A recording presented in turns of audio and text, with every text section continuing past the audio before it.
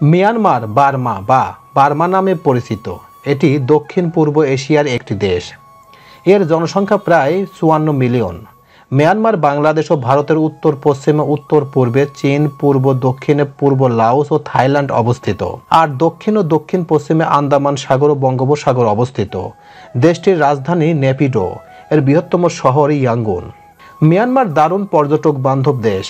সেখানে বেড়ানোর সবচেয়ে ভালো সময় অক্টোবর থেকে জানুয়ারি, তবে চাইলে সারা বছরই বেড়ানো যায়।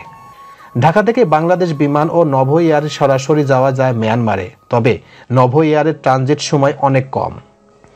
বিগত প্রায় 1 দশক ধরে পর্যটকদের জন্য নিজেদের দেশের দরজা খুলে দিয়েছে মিয়ানমার। তবে মিয়ানমারে বেড়াতে গিয়ে বেশিরভাগ পর্যটকই ইনলে লেক, ইয়াঙ্গুন বাগান কিংবা প্যাগোডা দেখেই সফর শেষ করেন।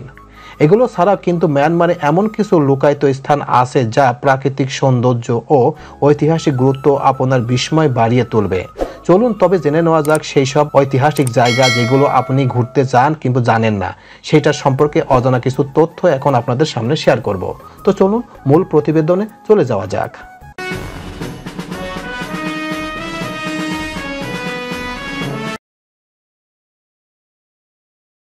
সিপাও। সিপাও হলো মিয়ানমারের প্রাচীন রাজকীয় শহর। এর দক্ষিণ পশ্চিমে রাস্তা চলে গেছে বিখ্যাত ইনলে লেকের দিকে। ইতিহাস প্রেমী ও হাইকারদের কাছে সিপাও বেশ জনপ্রিয় এক স্থান। সেখানকার প্রাকৃতিক গরম পানি, ঝর্ণা, জলপ্রপাত দেখে মুগ্ধ হন পর্যটকরা। ফাআন।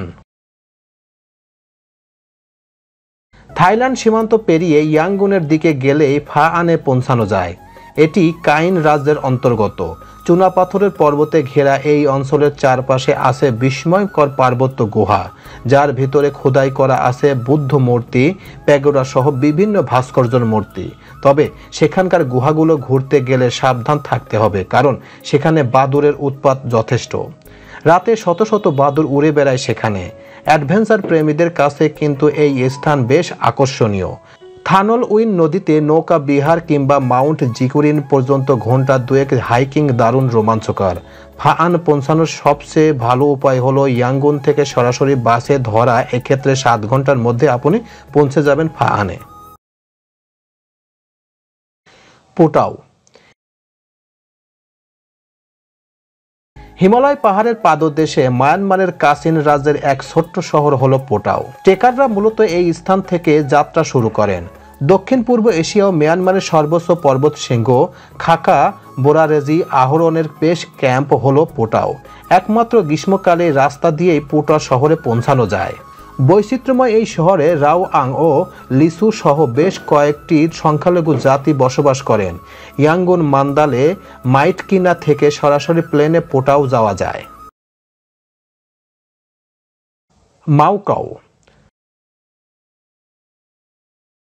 রাখাইন রাজ্যের উত্তরে অবস্থিত মাউকাও একটি পৌরাণিক নগর। বাগানের মতো এই স্থানে ইউনেস্কো কর্তৃক ঐতিহ্যবাহী স্থানের তালিকায় জায়গা করে নিয়েছে। এই শহরে আছে প্রচুর প্রাচীন মন্দির ও স্থাপত্য। বাগানের মতো এই অঞ্চলে মূলত পার্বত্য ভূখণ্ড। সবুজে মোড়ানো এই অঞ্চলে প্রাকৃতিক সৌন্দর্য এক কথায় অসাধারণ। পায়ে হেঁটে এই অঞ্চলে ঘোরা যায়। মাকাও শহরে পৌঁছানোর সবচেয়ে ভালো উপায় হলো প্লেনে সিটাও পৌঁছে সেখানে থেকে নৌকায় কালাদান নদী পার হওয়া যায়। লই কাও। থাইল্যান্ডের সীমানায় অবস্থিত কায়া রাজ্যের অন্তর্গত হলো লইকাও। সেখানে গেলে দেখবেন চুনা পাথরের পাহাড়ে খোদাই করা প্যাগোডা। পর্যটকদের মুগ্ধ করে এই স্থান। নানান সাংস্কৃতিক উপজাতি বাস করে লইকাও অঞ্চলে। সেখানকার স্থানীয় সাংস্কৃতিক সম্পর্কে জানতে স্থানীয় জাদুঘরে ঢু মারতে ভুলবেন না। মিয়ানমারের লইকাও এই নারীরাই লম্বা গলা বা জিরাফ গলা হিসেবে পরিচিত বিশ্বব্যাপী।